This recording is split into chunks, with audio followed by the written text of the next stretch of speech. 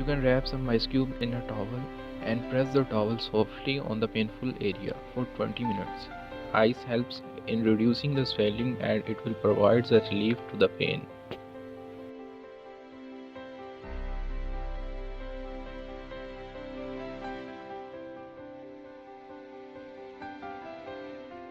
This type of paper contains the capsaicin that is a natural painkiller.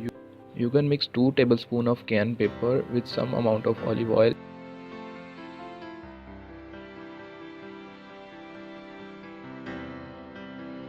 and massage over the affected area to get relief.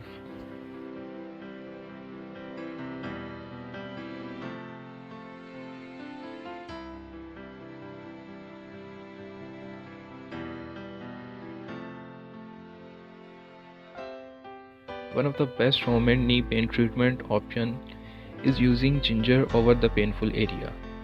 When the pain is due to arthritis or muscle strain, ginger can act like magic due to its inflammatory properties. You can consume raw ginger to reduce the pain.